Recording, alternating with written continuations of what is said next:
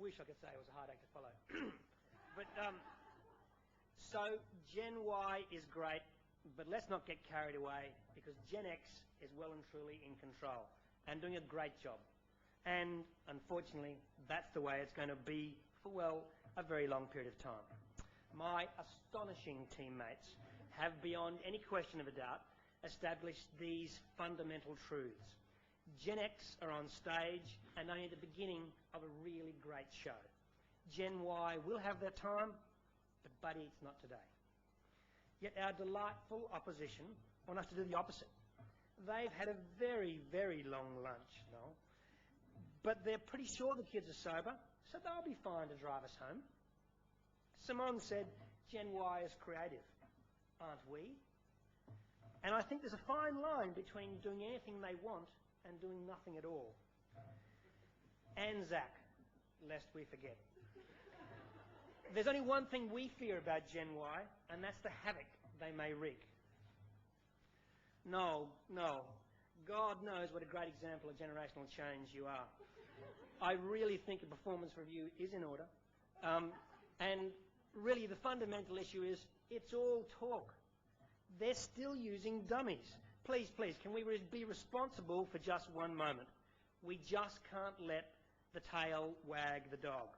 What would happen if they were given a go today? Let me give you a little taste of what can happen when Gen Y are let out of the mosh pit into the control room. Has anyone read any sections of a financial newspaper or a magazine over the last 8 or 9 months? Or, for that matter, any news bulletin over that period? Because if you had, you may have just noticed some small articles about the fact that the world is in an amazing financial meltdown. It's China syndrome for Wall Street. And it's all because a couple of years ago, a few US execs somewhere in their mid-50s were coming back from a very long lunch, and they were going up the lift and they were saying, you know, the last 10 or 15 years have been just amazing, but what's next? I'm starting to run out of ideas. At the same time in that lift, there were some new recruits, and one particularly bright one piped up and said, well, I got a good idea. What if we sell home loans to about 1 million no-hopers with zero chance of ever repaying them, and then on-sell those home loans to other old guys like you? And the exec said, won't someone notice? And what happens when they can't reply? And the kid barely out of nappies said, no. You see, this is the new economy. Technology and the internet mean that things will only ever go up. And there's no need for recessions anymore. They're a thing of the past. Well, of course, off they went. They did it. 1.5 trillion bucks down the gurgler. They're still counting, and we all know what happened. There never was a new economy. There never was an old economy.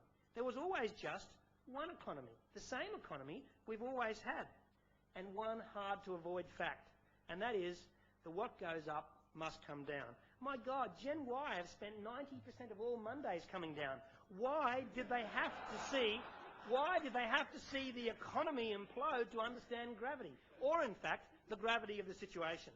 And there's more really, really hard facts hidden by a media all too keen to keep Gen Y in some secret basement room of their own minds. Facts such as you have to live a while to experience stuff. Other facts like just because you've seen a lot of movies about life doesn't mean you know jack about life.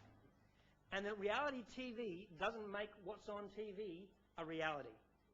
And that no one owes you anything. And if you make a mistake, it's your fault. So learn from it. And then just because you're bored at work doesn't mean that you deserve a new position and a pay rise. And that while being young is cool, experience is cooler. Our parents made it look really easy. They grew rich in a nice, orderly manner, and now they're playing lots of tennis.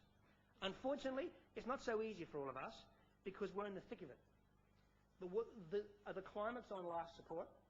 The world economy is making Mugabe's financial management look responsible. And we need to fix it now. And who's the best for the job? Gen X. No stress leave, no beanbags, no time to SMS the world that no one understands me. Just back to steering our generation through some really, really, really serious stuff. Now is not the time for experiments.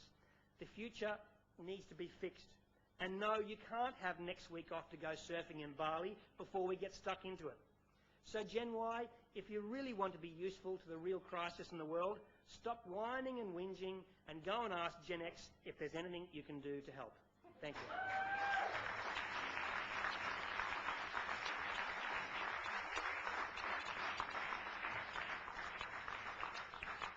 Well, I feel like that guy on the railway platform standing there wondering whether will this train stop at my platform, because I'm pre-generation something of it.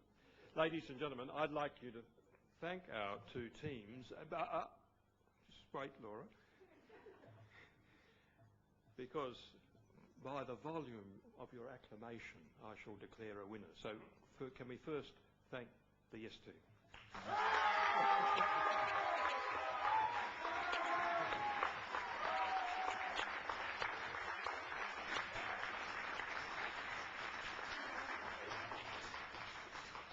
Well, we may have a protest because Simon and Zach applauded for themselves.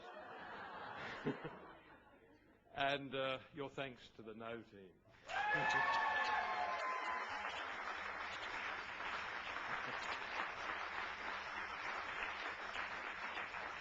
Well, blow me down, Max. It's another draw.